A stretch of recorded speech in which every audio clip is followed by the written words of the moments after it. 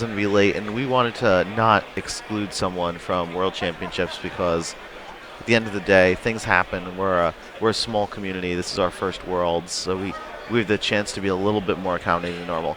The judge is currently making some announcements. Our players are Matt and Joseph, and they are excited to be on camera and getting ready to play their first round at Dice Masters World Championships. I'm really interested to see just what happens today. Uh, I think like many others, came into this event thinking we understood what was going to happen and what teams were going to show up, and our expectations were blown away when we saw the Dragon team win on the first day. And I think even the prevalence of kobolds was mind blowing for many players. To take it a step further, what else should make top four? But an X-Men team using Kitty Pryde, spin down 10 levels worth of characters to attack for 21 damage or whatever it was. Uh, you know, players very practiced and confident with builds that you did not expect. Okay, so the players have been told that they may begin. So, oh, I'm not sure. So my guys are a little bit off to the side. Guys, you can start. JT, you can start. So, oh, I'm gonna go yell at the players a little more.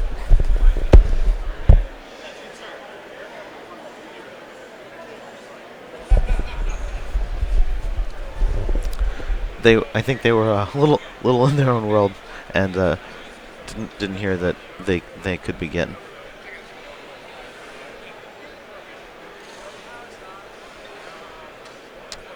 Okay, so that first roll, we've got a shield, mask, bolt, wild. So of course, the first thing you look for here is what are JT's low-cost characters, and the only answer is Black Widow. But he buys a polymorph instead, doesn't go for the character, deals 1 damage to Mathew because he's used the Red Dragon global ability to purchase his action die for 1 less. Interesting inclusion here is anger issues on JT's part. He's using the fist version of the invulnerability global essentially to give +1 attack to his characters. But given the fact that he's using Red Dragon, it seems pretty likely that he could just go ahead and buy it for the Overcrush to put on one of his characters. It'll be interesting to see what he ends up doing. So, yeah. Conveniently, if you didn't catch exactly which die JT rolled and landed in his use pile next to the sidekick, they were the same result. They were both wilds. Okay. So, bolt, mask, fist, shield. Gonna be interesting to see where JT goes from here, because, sure, he can buy a Black Widow die, but that's probably not optimal, probably not part of what he's kind of going for here. Interesting to see the 3-cost Ant-Man on Matt's side. It's gonna mean that combat tricks are gonna get pretty interesting. Interesting also to see that he's got a character like Black Manta David, who has just such high defensive stats that Ant-Man just gets that much better, especially since they're both fist characters. It's going to mean that he's able to swap things around and be really good. The fact that Matt's going to be able to take advantage of Goblin Attack Force to force the advantage from David is pretty cool too.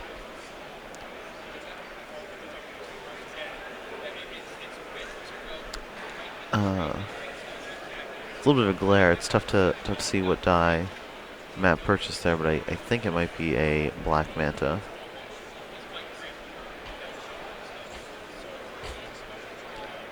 Okay, it looks like...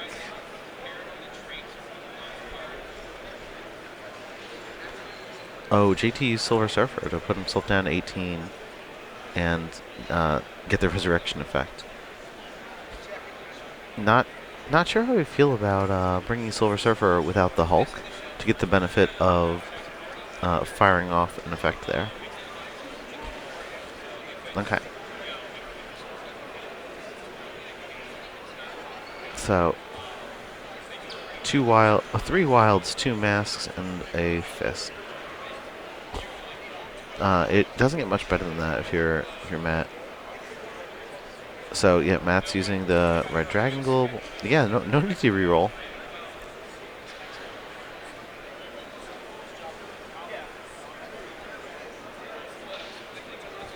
No need to reroll. And then so polymorph and another black manta die. Yeah, polymorph is really good, and I might even say it's hyper popular this weekend. Just so useful to change the game tempo in that way. Okay, so Matt uses the Silver Surfer, goes down to 15, and kind of locks in that he's going to get the good dice for next turn.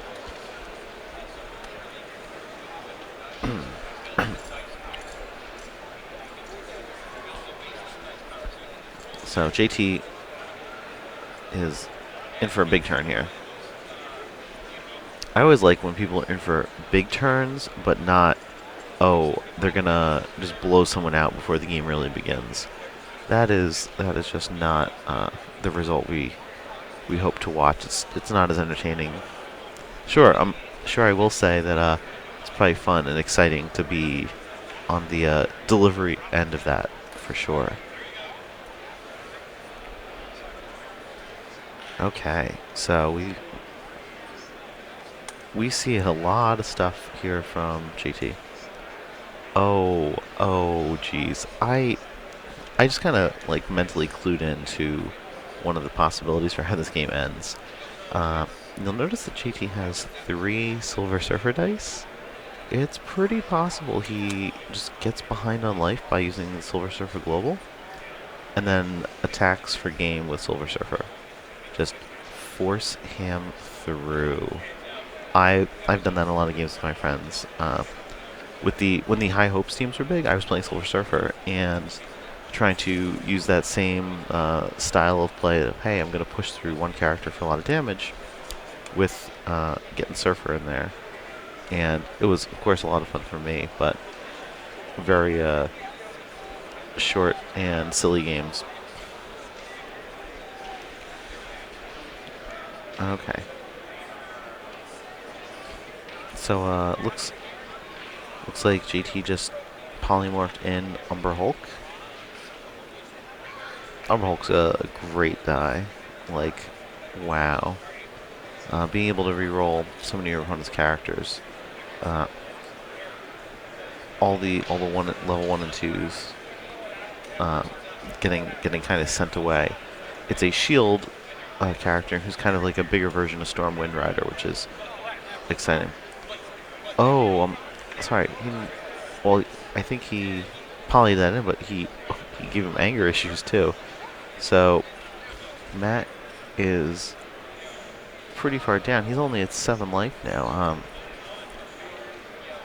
This is the Weapon 10 logic, I think, that, hey, I'm just going to put my opponent precipitously low on life, and the game will not be in their control anymore. So Matt's kind of playing it out. Okay, I need a sidekick for this polymorph die that I bought. I need masks for Professor X's Global, which, you know, both players brought. Good job, guys. Thanks for being playing fair. And I was like, do I need these bolts? Do I need the bolts? I mean, they're good for Magic Missile. You're gonna need some kind of energy to get Black Manta out there. But we'll have to see what Matt ends up doing here.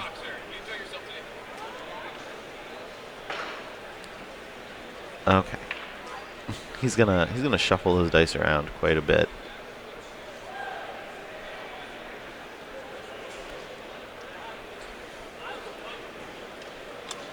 Okay. He's not even gonna keep the black mana that he had. Very interesting. Okay, so well, I would tend to say that dice that land flat on top of other dice are okay to not re-roll, but as long as the players agree and believe what they're doing is fair, you should be fine. 3 fists, 3 masks, a bolt, and a polymorph. That's just a lot of energy. We can't. One thing we can't see here is Matt getting Jinzo, which I'm sure he would really, really like to do. In terms of bodies, he's a pretty big character. In terms of defense, he just makes it harder for your opponent to continue to be aggressive without plummeting their own life total. But Trap Destroyer is not coming out this turn.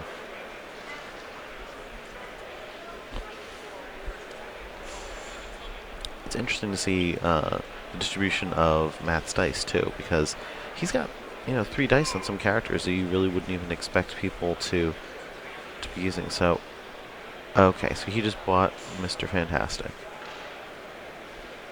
Yeah, that's what I was talking about. Fist bump, respect play. I guess he's gonna polymorph to sneak Mr. Fantastic into play. So what is Matt's next move? So, yep, there's the polymorph for Mr. Fantastic. Mr. Fantastic's coming in at level 1. He's a 1/5. He's just so defensively oriented, but because of the Ant-Man Global, that could be 5 damage, and at the same time, there's the Magic Missile Global available. So if he tries to get aggressive for that damage, JT could just as easily go and make it so, I'll poke you for 1 with Magic Missile, and the character that matters to you is now KO'd, and you've gone in a bad place. But no, JT uses the Press X Global, which is probably correct because Matt could just pass and you lose the opportunity. But okay, so Matt passes on attacks. Very interesting. So JT's going to get another 3 dice out of his bag. His bag is pretty dense in terms of the content that he would really like. One of the problems, I should say, with anger issues is that, okay, if he were to have rolled it here, he would need to try and apply it onto a sidekick. And really, with a blocker like Mr. Fantastic, the +3 on many characters is just completely ineffective. To pay for a die that you're hoping in some situations comes with energy, just not my cup of tea. But JT's a smart player who made a really solid call with switching over to Jade Giant for the Canadian Nationals metagame, which he ended up winning that event. So it's tough to argue with that success. Okay, so spending 2, he's gonna buy another polymorph die using Red Dragon's Global, so Matt goes down to 6. This is probably not the game for Matt. Okay. So Matt uses Press X's Global and probably hopes that JT attacks so he can kill the sidekick, but that's not happening. Okay, so 2 out of the bag, 2 from the refill of the bag. Should be interesting to kind of see what Matt's game plan is here. I think he's in just such a tough spot. I spoke with Matt about Black Manta earlier because, of course, you see Black Manta and it's easy to assume like, oh, you're playing the 3-cost, Deep Sea Deviant, and instead we see him with David, and it's kind of somewhere in between Black Widow, Zarina, and Beast Genetic Expert. I think it's a really interesting way to think about it, and the fact that he can use bolts to convert damage from damage to characters to damage to players is pretty cool stuff. It's a trick you're unlikely to see on a 2-cost character.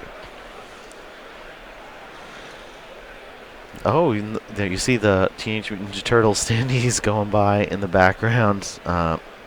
We are so excited to have been able to announce that we're going to get the Turtles license into Dice Masters, and it's going to be something between a starter and quarters. Wow, Matt's got sidekicks for days here. He is going to be really, really just praying that JT does not field Umber Hulk. He's got 4 level 1 characters. And not only does JT have an Umber Hulk coming, he's got the anger issues to give that Umber Hulk Overcrush. And without even considering which level it comes up on, I don't think that's something that Matt can stand behind. Really the most critical thing is not that Matt has a lot of characters. He really just needs Mr. Fantastic to survive that encounter.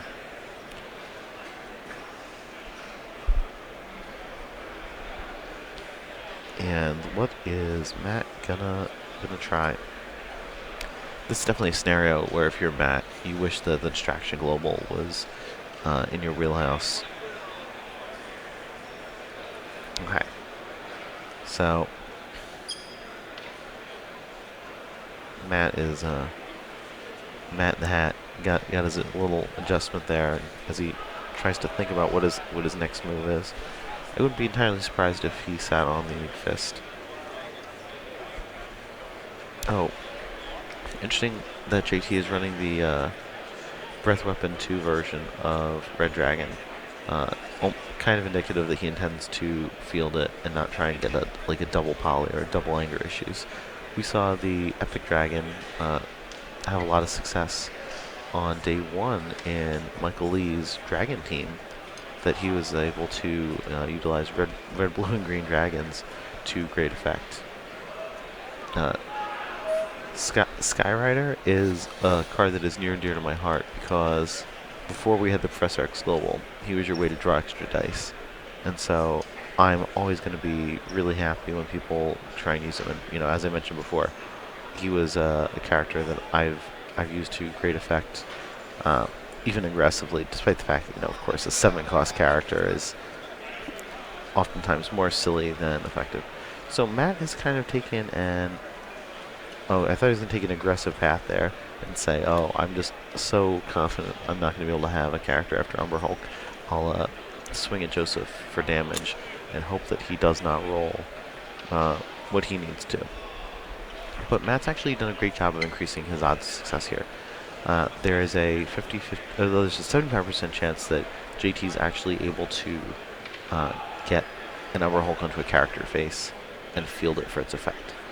Then there's a 50% chance that Matt is able to successfully roll the Mr. Fantastic die back as a character, but there's a 50% chance he fails.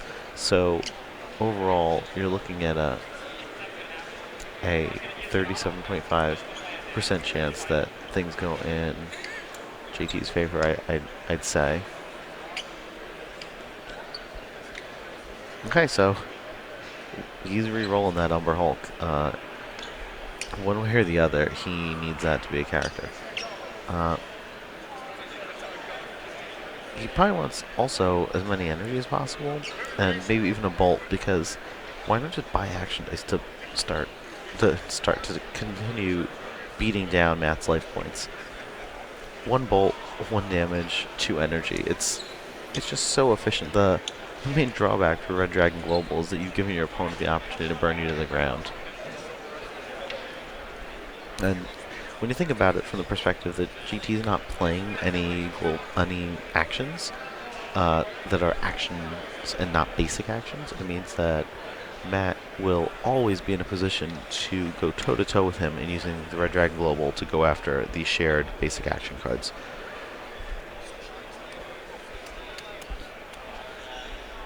Okay, so woof, that is rough stuff for JT. He rolled a single shield base, and he's got no characters. The anger issues die is not going to be panning out for him in this situation. That's if Matt comes back and wins this game, which, given this roll is pretty possible. I think this is the moment where JT's bad beats begin.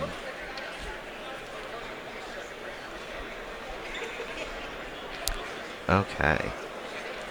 Bolts, and Bolt, bolt, shield, fist. This could be torch time.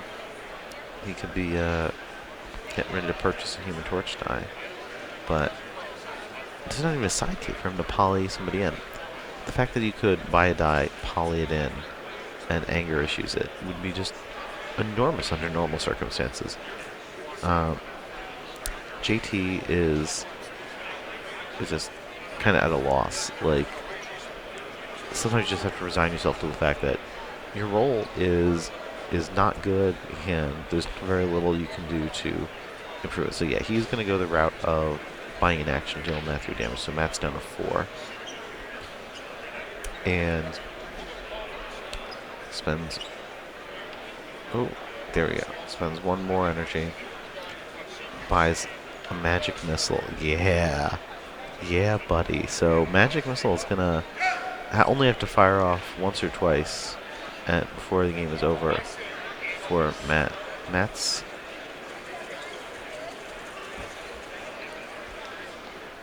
apparently... Matt appears to be down to 3, but that doesn't seem correct. I'm going to go check in with the players.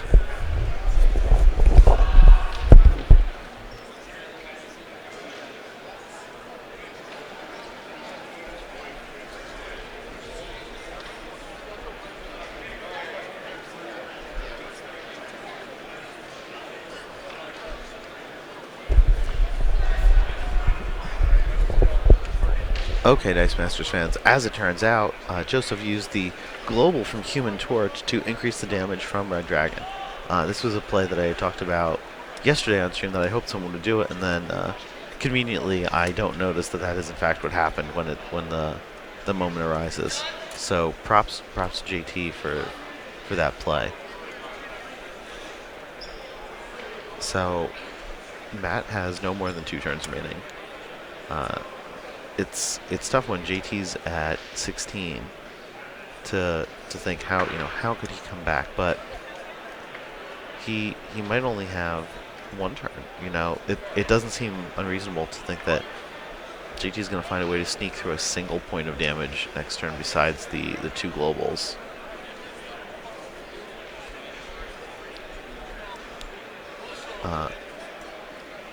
I think one of the crazy things when you're in the early rounds of tournaments like this is that, for all you know, you are watching the future Dice Masters world champion.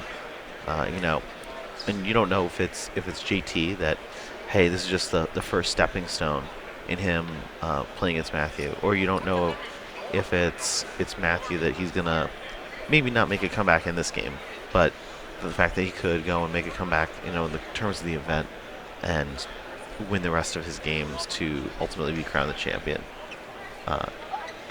It's just got to be so exciting for these players, because they are trying their hardest, and it's not just today. They've been trying their hardest for probably weeks to play different teams and try and get in everybody else's heads and figure out what is the thing to go for. And they had to, decide on their builds, call it a day, fill out the team sheets, and make a go of it. And now it's just about piloting those teams to as much success as they can manage. So the fact that Matt's got access to polymorphing somebody in right now is just so huge for him. It really is just game-changing that he could end up having a good out here. He's got to be puzzling through, like, well, who do I actually want to bring in? Who can I afford? If he uses his wild, he could get Jinzo out. Completely obliterates his ramp, but what does ramp matter when you don't have another turn? That's truly a question that you've got to ask yourself. So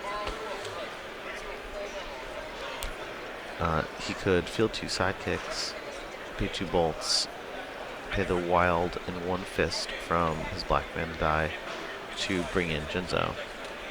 Then he could follow it up with, or bring to Jinzo to the use pile, then use his polymorph die to swap out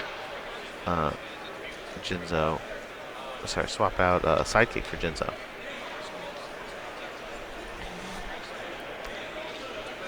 Ant-Man the Insect World is such a cool card. Switching the attack and defense one of your characters is just really big. Also, he's pretty defensively oriented given the metagame that we're in, because by fielding him and paying 1 life to spin him up a level, it means that you can spin him down level to prevent 2 damage from Zarina. So it's not the most efficient trade, of course. Okay, yeah, Matt. Ooh, I thought Matt was extending the handshake to concede, but I think GT just they might just be playing it out, even if Matt doesn't think he has it.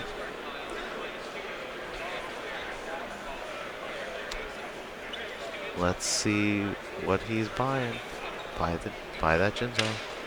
Buy that Jinzo. Oh, jeez, no, he's not even thinking about what he's gonna buy. He's wow, so consumed by what Matt could do. I didn't even think about the fact that he hadn't rerolled yet. So he's got an Ant-Man die, an Ant-Man character face, shield, bolt. Okay, so he could field a sidekick, get a discount of 2, make a purchase, and get a Jinzo out.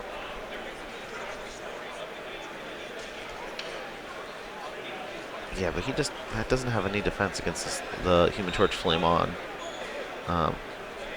If the game were going better for Matt, however, Human Torch's Flame On and the Global would just be such a huge benefit to him for Black Mana David that, hey, I'm going to pay 1 bolt to deal, or I'm going to, block, and Black Mana takes damage, and then I'm going to pay a bolt, and you're going to take 2 damage.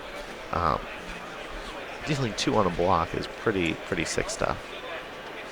Okay, so Blue Eyes Global, so Matt's going to get a discount of 2 on the next die that he buys, and oh, no, come on, do it, Matt. Pull the trigger. No, Matt probably believes there is a different play, and maybe you guys at home have some ideas as to what it is, but I'm not feeling it.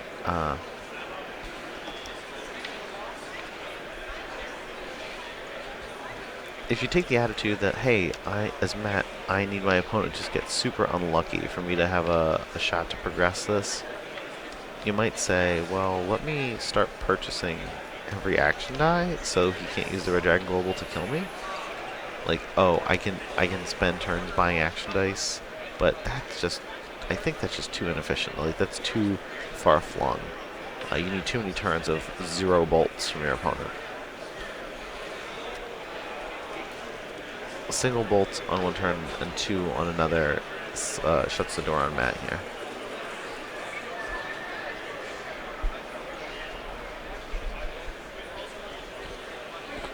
Okay. Matt is kind of using spatial reasoning to help him work through his conundrum here. One of the more interesting things too about Matt's team is that he's selected to bring Quan in the Assassin, and she's like his kind of low-cost mass character build. Big that he chose her over Morphing Jar, because Matt clearly believes, hey, there are problems for my team that I'm going to need to spend masks to KO them. I've seen Quan and a Morphing Jar side by side, and that's just silly stuff. You have so many masks, which really just means you can roll lots of character faces on Quan and still have the ability to use her when fielded effect more than once. Ooh, one of the other cool things I just noticed is that Polymorph, how you can spin dice up, can be used in conjunction with that Ant-Man, where you're going to pay life to bring him in at a higher level. Definitely not always the right move, but really interesting that sometimes it's the way to go.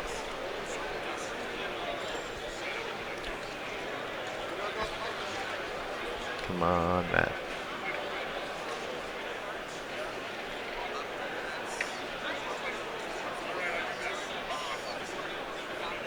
I think Matt is just suffering from analysis paralysis here. He's had a long week.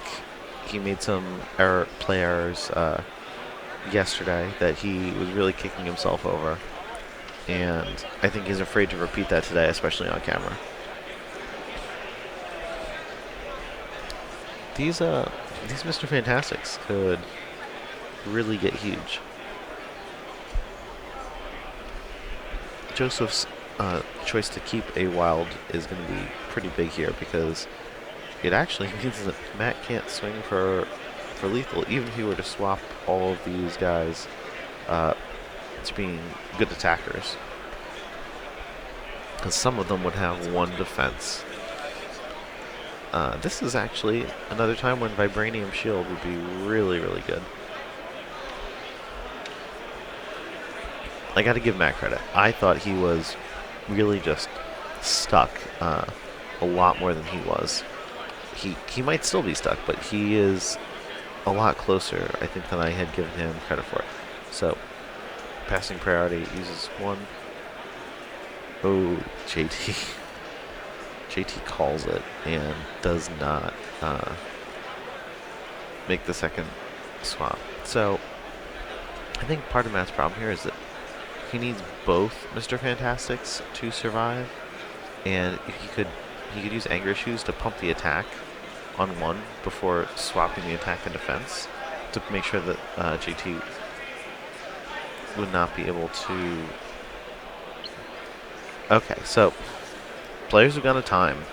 Not surprising considering how long that turn from Matt just was. But so Matt is turn 0. He's got a die marked with a 1. I'm going to make sure that the players understand how time is going to work. Okay.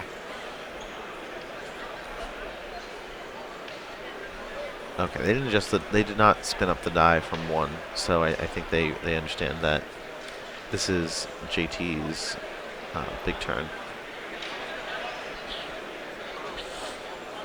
And the roll.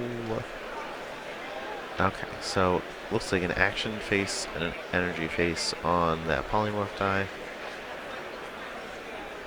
5 fists. That's a lot of punching action.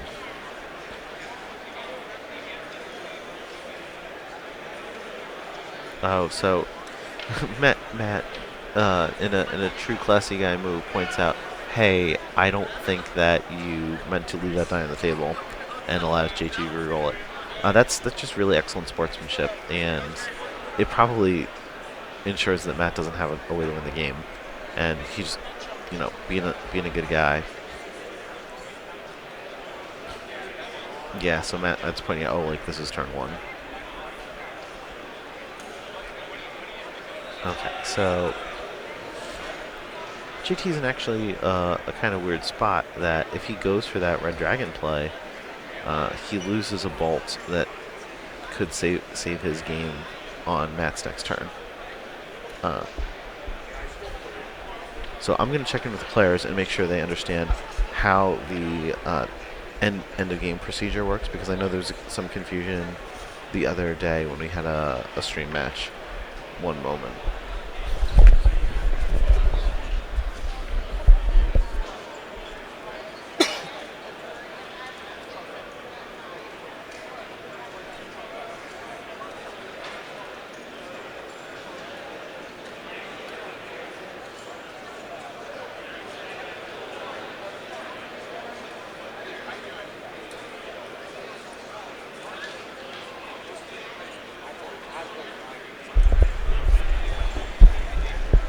Okay, so yes, the players know what to do for end of game, which is fantastic. I mean, any turn now could be end of game.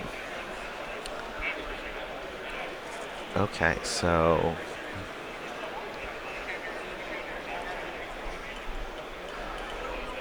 JT buys another magic missile. So Matt, ooh, and spends a bolt. Okay.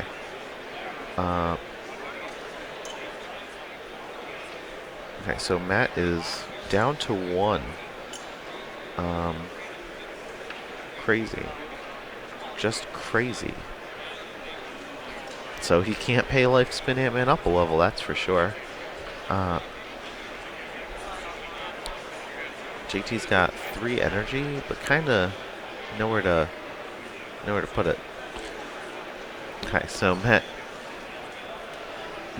might just like go be at 1 life and win next turn. So gets 3 dice, and he's gonna roll a total of 6 because of the Ant-Man that's KO'd. Really, just not even sure what to think. Okay. So I think he might need to keep the fit. Yeah, I think he's keeping the triple fists and rerolling. He's gonna keep the bolt to KO the sidekick, I think. And maybe reroll Mr. Fantastic, try and get a character piece. If I potentially embarrass Mathew or myself, depending on what turns out here. If he completely goes another way and like wins the game. Okay. Let's see. Oh, just rerolling Mr. Fantastic. I agree. Oh, yeah. Good move. Oh. That is a rough roll. Okay, so. Okay, that's wow. Wow. Yeah, Matt takes it, and game is over for JT, I believe. Okay, so the players are gonna go and give their team sheets to Judge. We got Judge Jeff and Sean Eli. Well, look at the game. That was a huge swing. But as much as that's a huge swing, that is probably what Matt's team was designed to do.